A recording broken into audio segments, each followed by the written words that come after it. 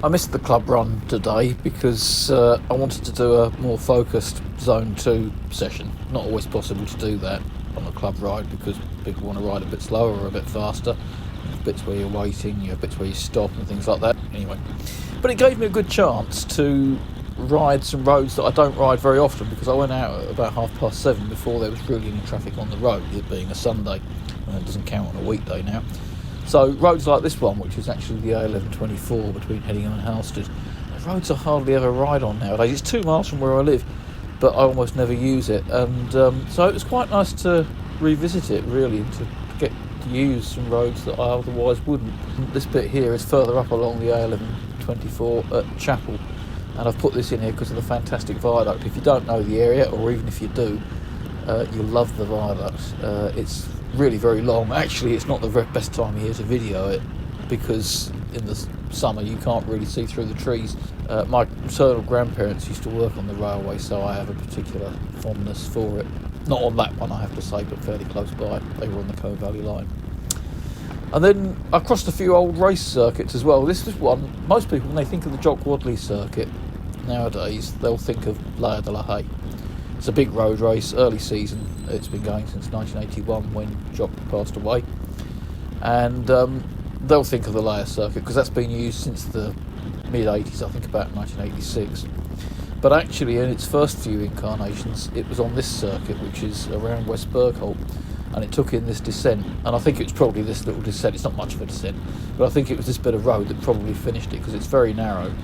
And I was thinking as I was going down it, having met that traffic that you could see there and having another car behind me, just how dangerous it would be trying to bring a road race bunch down it now, even with marshals and with following cars and with the lead car. It would still be very dangerous.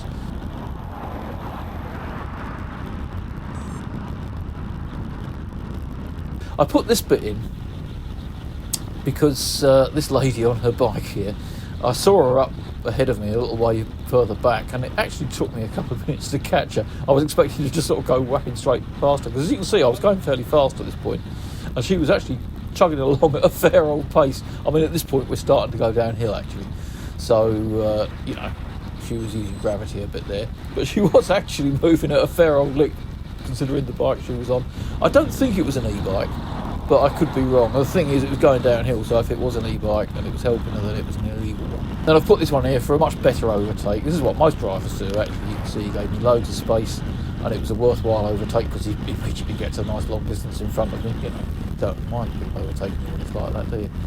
And I also put it in because of the fire engine as well, and I used to like fire engines when I was a little boy, so I've put it in just to add a bit of extra zest.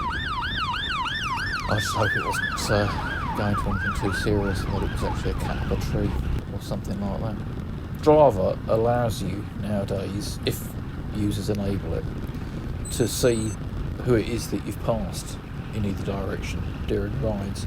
And this is a chap called Darren Donnellan, who was out doing a charity ride recce apparently, out from near Ipswich, and then coming into Clare, past a more familiar figure, one James Newton, who you might have seen in some of my earlier videos. And James was out for quite a good long hard ride actually, so he was obviously feeling good, so it's lovely seeing him doing some harder stuff again, obviously feeling able to do some harder stuff again. And that was it.